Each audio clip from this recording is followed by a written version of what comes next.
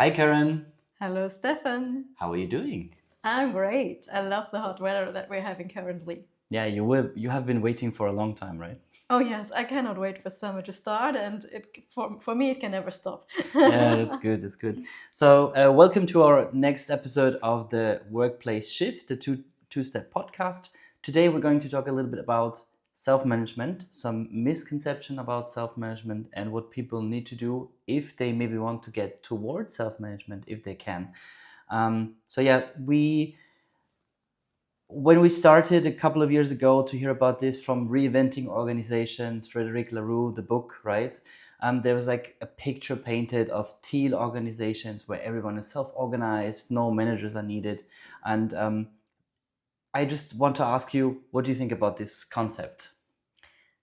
Well, myself, I'm not the person who likes to be told what to do. So I understand the concept behind it to empower people to do what they think is best Hmm. and let them decide how they reach a goal or what they want to do with their time. Yeah. So I'm full supporting this. But when reading Lalou, I often had the picture in my head that management was something really bad, that was something only to torment the employees. Yeah. And this is something that I cannot support. So there's a value in what managers are doing. There's a value in Mm. management and management systems. And Yeah. I think there needs to be a balance between self organization and management. And this differs from one company to the next, and yeah, from one scenario that they are facing in the market to the next. Mm. In this context, people talk about blue collar workers and white collar workers, right? And in the book, he basically says the blue collar workers are the ones doing the work on the shop floor, and the white collar workers are sitting there and assigning tasks. What is the new, or what is the anticipated role model in self management then, if that's one of the pictures he's painting? I think he puts them all together in one box. Yeah. And the blue collar and white collar workers, of course, that goes back to the old days of industrialism and the first time managers appeared, which were then the white collar workers and the blue collar workers doing this stuff. Mm-hmm. But our work has evolved in the 200 years since then, since Mm-hmm. the beginning. And now we need to be more adaptive to what happens. It's not predictive anymore how we work. It's not predictive which challenges we are facing. Therefore, we hear less and less the word best practice or benchmarking Yeah. because the challenges that we are facing are much more individualized and Mm-hmm. cannot be replicated. So you don't need like a method that you can take and then apply to all companies that factor the same thing. Mm-hmm. It would not work because everyone is unique in their environment because they have different clients, operate in different markets, different products, different times. Yeah. So the picture of a manager sitting upstairs basically and watching over the people on the shop floor is not relevant anymore like it was 10 years ago, 15 years ago. And when you say that the concept is that removing the management layer is helping self-empowerment, what do you think about that? That's your first misconception you told me, right? That if you remove the management layer, then people start to be suddenly self-empowered. Yeah, I think that comes back to the idea that, oh, the managers are really just there to direct and control the employees, tell them what to do, they're micromanaging everything, and the employees can't breathe. And if they would be finally in control of their own destiny, they could Mm, finally do their job properly. But yeah. I think the truth is somewhere in between. Yeah. So, of course, you have to give your people the ability to decide what is best to do, but it's not, your job is not done by just reducing a management layer, which is often then the middle management layer that gets reduced and the top management stays. Hmm. And then you tell them, hey, you're now self-empowered, go ahead, do what's best for the company, you will know it. No. Mm, Because before, these people were working in teams, they had a manager, and the job of the manager was not only to go down and looking down at what the team does. The manager had also a vertical function. So he hmm. was talking to his peers. Yeah. He had a different perspective, a more entrepreneurial perspective. Yeah. He saw what was produced by the team and what did it lead into. Why was it needed for the company? What other stuff was relying on it?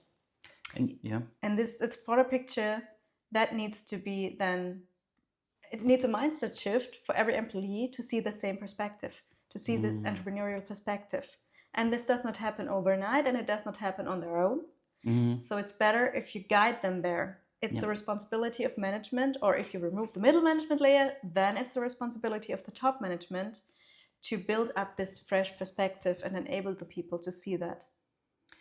Because consequently, if you would say that removing the middle management, you would expect the team to do what you said the modern role of the team lead is, right? The vertical integration. So you would have all the team going out and talking to the other peers, and that would create a number of communication channels, which we probably don't need, right? So it's more that we need to redefine the role of the management, the team lead, let's say the team lead, compared to the classical one, right? So I think the biggest challenge is if you reduce the management and you empower everyone in the same way, the biggest temptation is that you have like 1,500 employees and everyone goes in their own direction.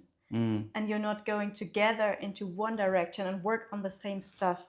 That's why it is so important to give them something that unites them, a purpose, a goal, something that gives them the direction into which they can put their energy, and then think about, okay, how can I get now into that direction? What helps? What should I do? And for me, I'd never liked the word of empowerment. I mean, this is one thing which I like in the book, is that people should have the power implicitly. That's maybe not the case at the moment, right? So not everyone has the power in the company. What do I need to do to, let's say, give them ownership, responsibility? It's more that than empowerment. Empowerment sounds a little bit more like a movement to me, right? So what do you need to do so they can really get power or empowered or in control, or you know what I mean? How would you define it, first of all? Well, I think a very important and central piece of that is giving the people also a budget, giving them the money to execute on what they think is best and needed. Because what I've seen oftentimes happening is that people say, hey, you're self-empowered, you know what to do, go ahead, just do it. And then, of course, they need resources. They might need external people supporting it. They might need some money for an offsite event or whatever, or a software, or license costs that reappear. And then they cannot just sign the check and get it done. They have to knock the door of the upper management, wait in line till they have some time for them and hear their proposal, and then wait for months till they have a decision on something. Right. I mean, the idea behind having an empowered workforce is to be faster, to be more adaptable on the market. And you reach the contrary if you just say, oh, no, you have to wait for a decision on how to spend the money. So try it out and give them a fixed budget that they can spend on what they think is wise. I'm just checking the name. I read an article. I don't recall the name of the hotel, but there's a hotel which gives all the employees access to $2,500. Have you read about this already? Yes. Do you know which hotel it was? Oh, I can't remember, but it's Ritz, a big chain. Something with R. It's the Ritz-Carlton. Ritz-Carlton, maybe, right? I don't know. To be confirmed. Fact check after the episode. But so they give 2,500 and they don't even ask. So if an employee wants to do this, and there was a case where a guest, they left something in the hotel room. They forgot something in the hotel room, but they had to rush to the airport. And an employee just went into a cab, went to the airport and brought them the stuff. And they just use this kind of budget, right? And there's a history that it's not how to say, like, there's no fraud in it. Nobody's misusing it. They're just using it for an ultimate, for a good, right? So that gives freedom as well. I mean, that's part of their identity. That's part of their culture. That's what they want to reach. And that's why they said, okay, no, we will give you that budget and trust you that you are capable of deciding what to spend it on best. But we want to be known for being like, being known for guest excellence, for serving our clients. And the service character is what you represent then with this behavior. Right. Is there another side of the coin? When you say we give them budget for freedom, and we think about the concept of skin in the game. So someone tells them, oh, you're now empowered, you have a budget, but they still will get their salary every month. And they maybe will get the bonus if they perform well, but what is if they don't perform well? If they have a team of people who, I don't know, fail to deliver a project or something. What do you think about this concept of skin in the game and or getting pay to for failure or for for failed experiments? So my very personal opinion on this is you cannot be an entrepreneur within a company. So you cannot be an entrepreneur while being a salaried employee. Even if you have some budget, even if you're spending it, and even if you have the power to drive experiments, even if you do your own sales and stuff, you will never feel the same pressure that the real founder and entrepreneur feels. You will never have the nights that you cannot sleep thinking about, okay, what is the right thing that I should do next? You will never have the fear and anxiety around entrepreneurship surrounding that. Yep. So I think it's an illusion that you create there, but it's something that you can use as well. So I don't say it's a bad illusion. It's something that really helps people to step up and develop more agency for themselves. Try it out in a controlled environment. That's nothing bad, but it's just something we should not create an illusion around and not be aware of it. We should be conscious around it, right? Yeah. And on a certain level, I mean, we have experimented with profit centers, etc. pp. It can work to have some skin in the game. Contractual frameworks, you can do it, but the first point is really give them budget, give them some money, give them also some freedom money, some experimenting money. And then what I like about the concept of teal organization is the advice process. And there's multiple examples, multiple people talk about this. If you want to buy something like a machine for the production side, there's this example, right? That the employee may buy the most expensive machine, but they maybe will consult with 2 or 3 people who are on the same level. So they'll say, oh, maybe buy this or buy this. So use them responsibility, accountability, and trust framework to drive these decisions. It's a really good thing, and it will create in the long term, I think, savings in the process, right? Because you don't have to control every cent, right? No, and what you don't want to do is have the whole budget pie and then slice it into pieces for each of the teams and have done. Yeah. Because in that way you will have silos created. You will have teams only looking how to spend their own budgets. So you will have, of course, this team budgets. That's what I was talking to before. But you should also consider that you would need budget left for stuff that is overarching more than one team. Yeah. Stuff that you want to reach with 2 or 3 departments working on something together. Oh, that's a good one. So it's a rolling budget. It's not only a rolling budget, but a shared budget on a shared vision, on a shared goal for the department, right? Yeah, and I think you cannot say how much this will be, what comes up, and so on. No. Just be careful that you don't just slice up the whole pie and just give teams all of the money and not have anything for stuff that they can do together. Mm-hmm. Oh, that's a good point. Yeah, maybe it's another episode talk about how to budget. And how would you, besides the budget, how would you support the employee to build an entrepreneurial perspective? What would you do as a team lead? So if you start, I think be clear first on what you do as a manager. What's your current role?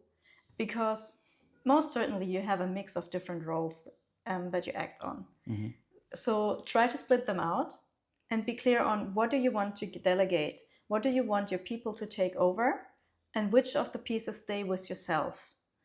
Like, for example, you don't want to give them in the first place all of the ruling over the company's strategy.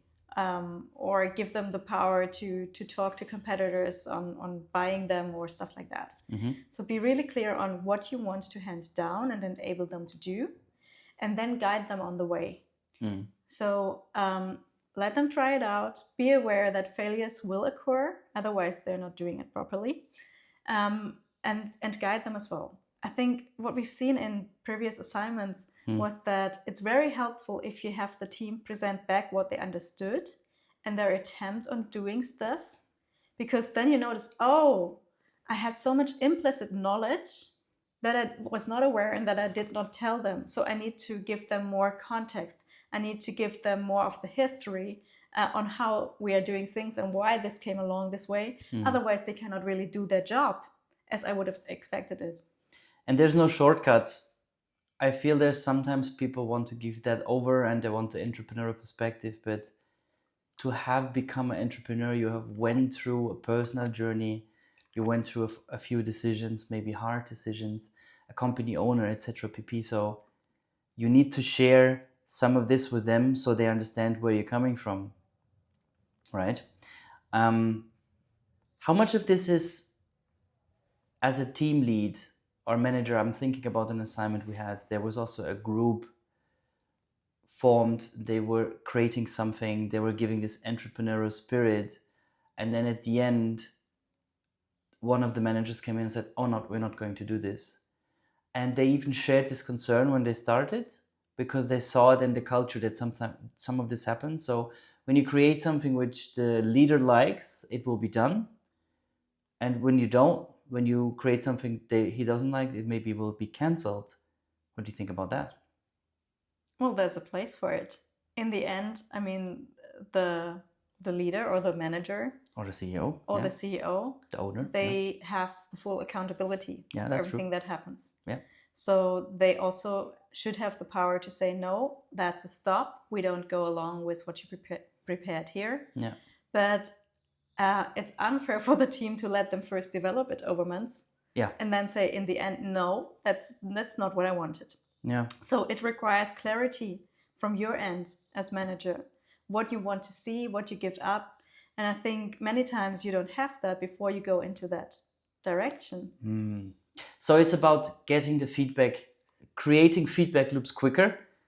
So the team is not feeling they are developing something which anyway will not be implemented, right? Yes. But then also on the team responsibility side, they need to take it serious and need to really work on a result which the team lead or the management can review and say, oh yeah, this is something we can imagine to do, Yeah. right? Yeah, and be clear on where are the boundaries. Yeah. What can the team decide on their own? What can't they? And if it's within their boundary, if it's within what you said that they could do, then it should not take a final sign off from the top anymore. Then they are empowered then to go ahead with it. They have the responsibility and the ownership, right? Yes. Yeah. And that is then an experiment, and of course that can fail. But yeah, it's a journey and it's an important one, and they should also then be able to make their own failures, learn from it, pivot, and go again. So misconception number one is that removing the management layer is all it takes for self-employment empowerment to work. We've learned that there is a company culture involved. The people need history to be self-empowered. The role of management needs to be reframed. They need to get the budget and the freedom to decide upon it, and they need to support the team in building. The team needs to support them in building an entrepreneurial perspective. There is another misconception, and sometimes we hear this as well, is that people think in a self-organization there's total autonomy. People can do whatever they want. They will decide within the teams. There are no vacation days anymore. Everyone just goes whenever they want. Well, that's the case for us, but well, no. But what is the reality of this? Well, it depends. The standard answer of a consultant. Yeah. No, it really depends of the organization's appetite for self-organization. Yeah. So there are different layers or levels of self-organization. And there was a guy called Heckman who created a great authority matrix where they all fit in. So on the one extreme, you have the self-organizing organization. He called it the self-governing teams, who have total control over everything they want to do. They have total control over setting their destiny, setting their overall direction. And on the other end of the spectrum, you have the manager on top and the teams below. And the teams are then just executing the tasks they are given.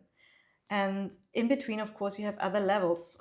You have more organizations that are run like on self-managing elements, or self-designing. So it really depends, what do you want to achieve and how much responsibility are you able to give to your teams. So what this Hackman authority matrix created in 2002 does is showing a spectrum of autonomy, like it says here in the notes. We will put that in the show notes too. So on the left side, you have some of the tasks, the responsibilities, if I see that correctly, execute team tasks, designing the team and organizational context, right? These are the different flight levels as well. The different flight levels, right? And then on the right side, you have the maturity level, basically manager-led teams to self-governing teams. And it looks like a window basically, and it goes up like this. It reminds me a little bit of a stair. Of a stair, yeah, of a step. Okay, and this is where people can see themselves. They can put themselves, and it's like a tool where they can assess them, so to speak, right? Yeah, I think it's more for also the managers who give up responsibility and authority to be clear on, okay, what's the appetite for handing over authority? Being clear on that. So what you would need to do as a team, you would need to look at the left side and need to look at the flight levels and see, where do I want my team? Do I want my team to do the strategy, the overall strategy of the overall company, and the budgeting, and the budgeting and spending, and then I have to give them visibility to the budget, right? Versus, do I need the team only to execute, or do I have one team that's very strong in executing, and I want to keep them completely focused on executing? I have a manager who is doing all the boundary setting and budgeting, etc. Right? Yeah. So I would use it to see where my organization stands. And it's also a conversation starter. What does authority mean for me? What do I need to have a formal authority, right? Yes. That's and good. Be clear on where the boundaries are. Yeah. What about a RACI matrix? Well, I think that's on a different flight level.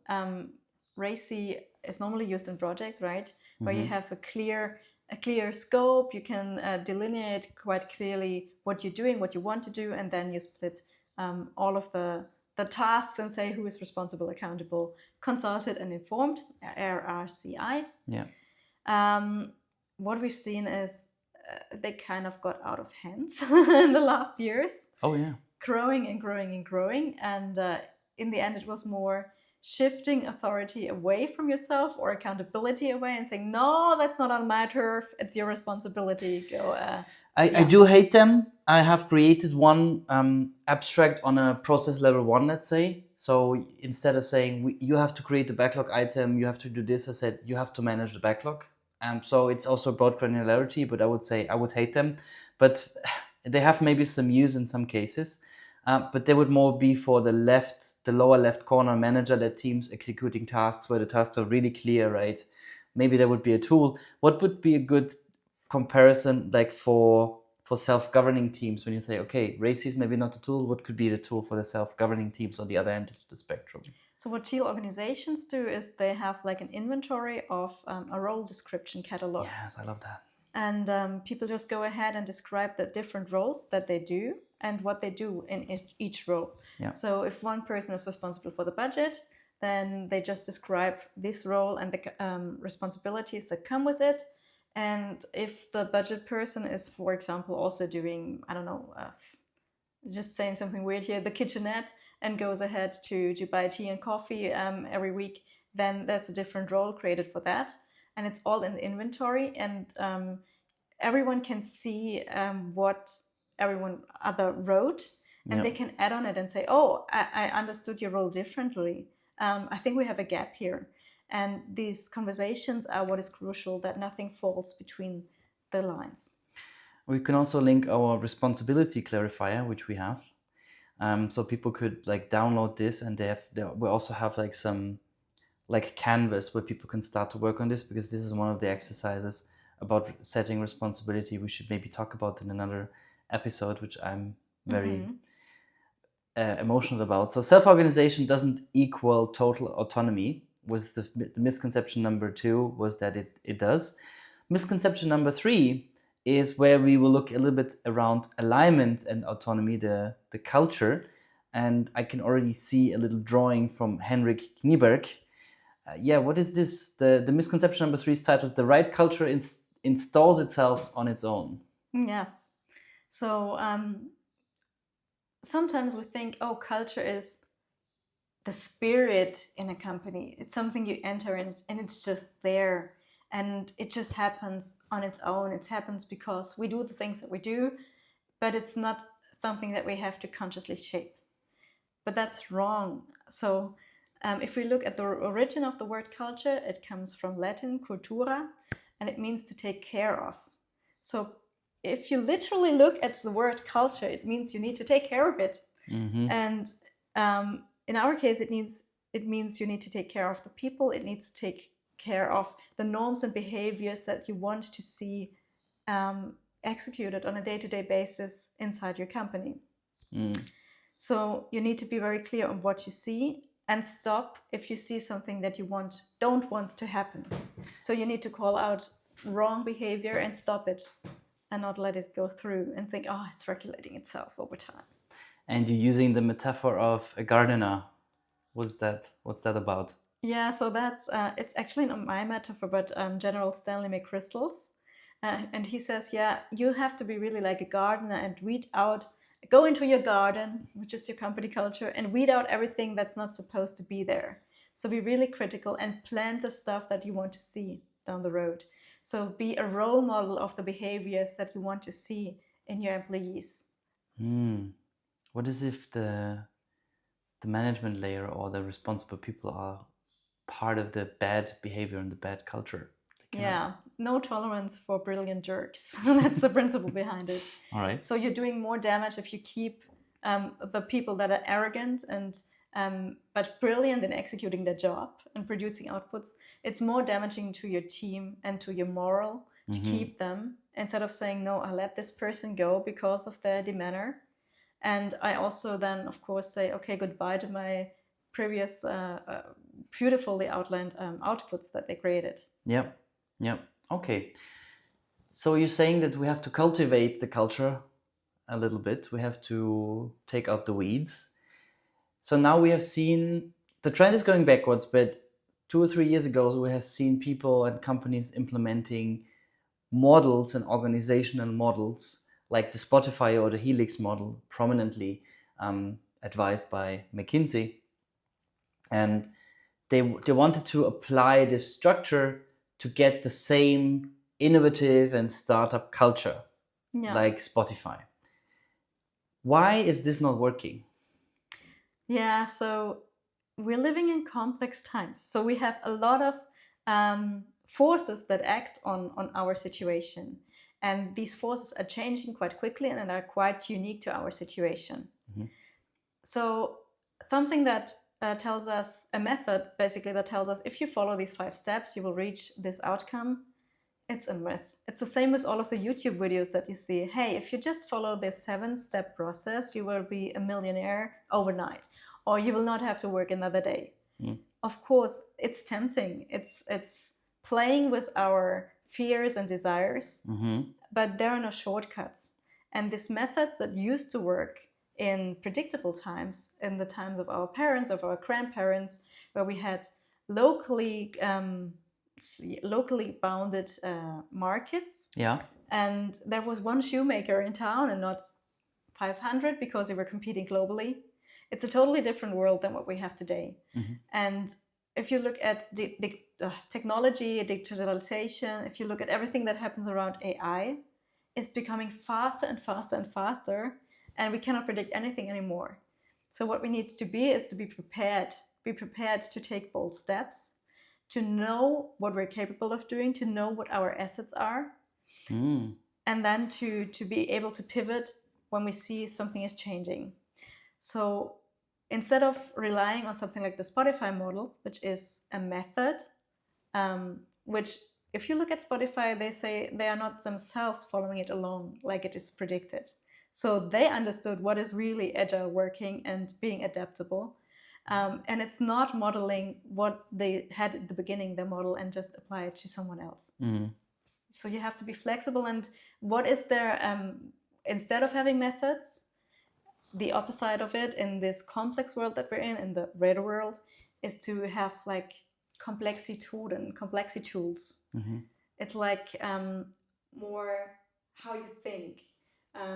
So you have mental models that you can reach and put out and apply to your situation, but it's not telling you exactly what to do. You have to work with it, form your own hypothesis, form your own thoughts from it, and just go along and execute and experiment with it. So you say we need to be prepared, and when you say we need to be prepared, is individuals need to be prepared with mindset, tools, knowing their assets, it's knowing their center of competence. Maybe be clear around it. When I'm thinking about it, we talked about roles in the previous section, and clarity on roles, kind of inventory of roles. Maybe also there needs to be an inventory of assets and competence. I'm not talking about the skill matrix and something like this. We know this doesn't work somehow. I don't know. Like at least never worked for me to create like a skill matrix. But maybe that's something like, what can we do? What is our strength in this team? Can be on a higher level. We don't have to excelify it, right?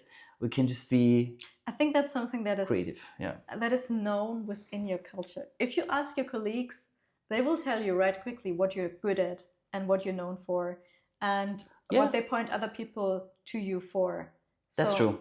But it would be also maybe interesting to catalyze this process. That's knowledge management, my friend. Maybe it's knowledge management, but it's also... It's an attempt to basically tame all of the complexity that you see there. Yeah. Now I'm thinking of creating transparency around it, right? So I have just worked with a colleague, and he's super, super intelligent in the AI project I'm working in. And he's very quiet about it. So you would never know if you don't work with him. So in a big organization, maybe it's not the knowledge approach or the competence matrix approach, but really going in and fostering this conversation. Maybe, what are you working on? What are you doing? That's maybe it. Working out loud. Yeah. Working out loud. Maybe it would benefit that colleague of yours if he really would be more loud about what he creates. Create blog posts, write in the internet regularly. Yeah. Which an entrepreneur would need to do to get leads. Yeah. Right? So internally in a company is maybe not forced to do it, or she's not forced to do it. But now they, in another world. So that's also maybe part of entrepreneurship, right? Working out loud. And that's also in the role of the team lead, right? Yeah. All right.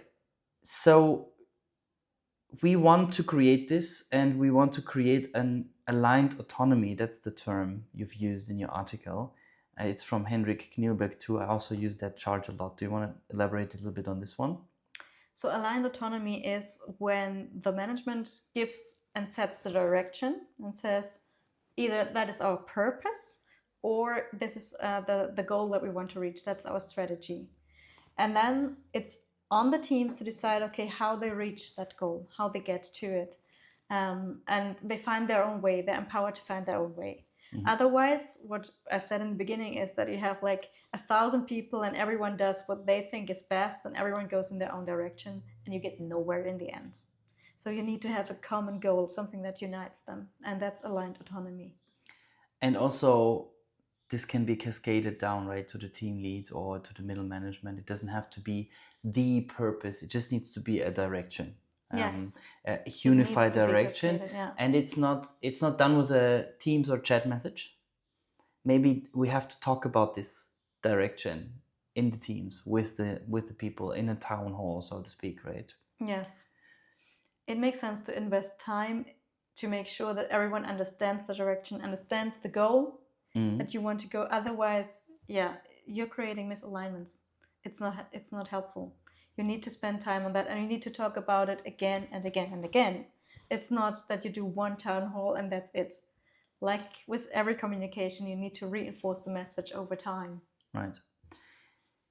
So misconception number 3 was that the right culture installs itself on its own. It's something invisible, etc. pp. And the misconception number 4, you're saying the last one we have for this one is that, and you talked about this already, that we have this method to make the organization agile or more competitive, that there's a blueprint, so to speak.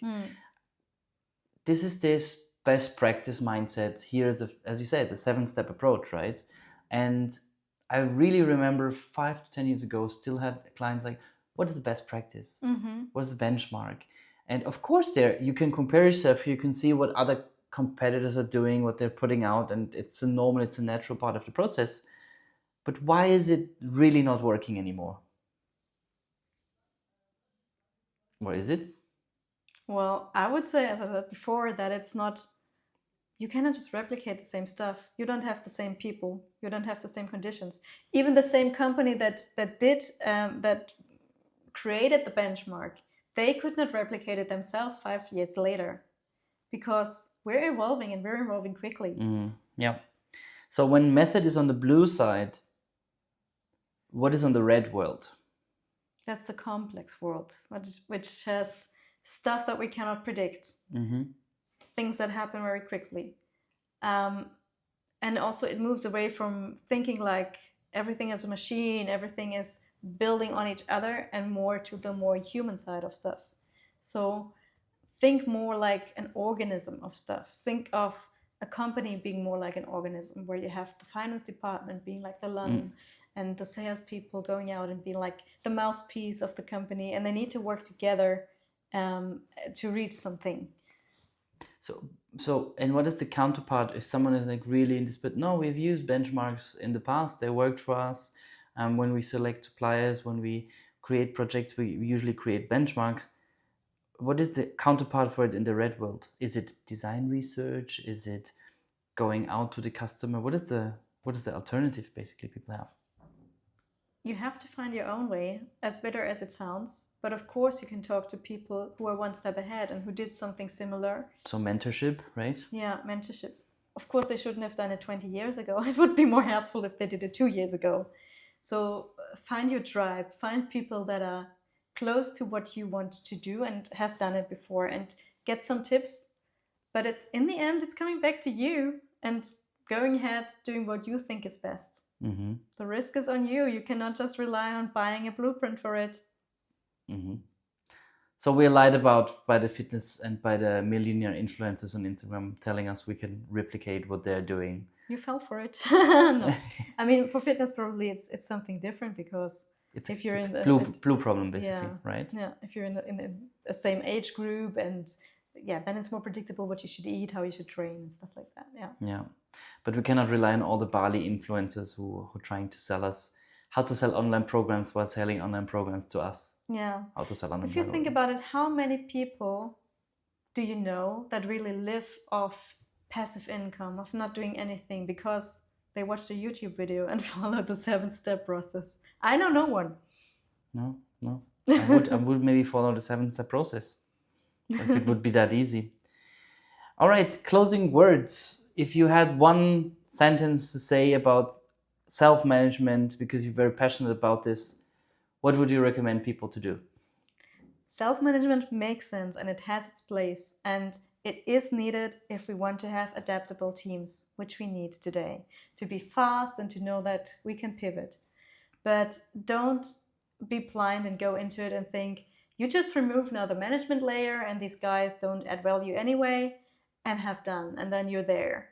It's a journey, it's a massive change that you're going on, and you should need to be careful there and be really conscious that you need to take the people at the hand, accompany them along, and then you will reap the rewards.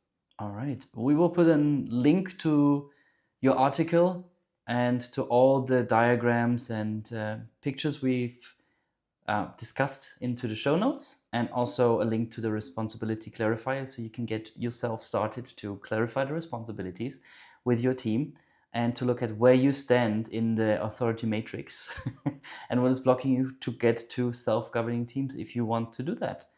Thank you very much, Karen. It was very insightful. Thank you, Stefan. Have a wonderful day. Talk to you soon. That's the end of our episode.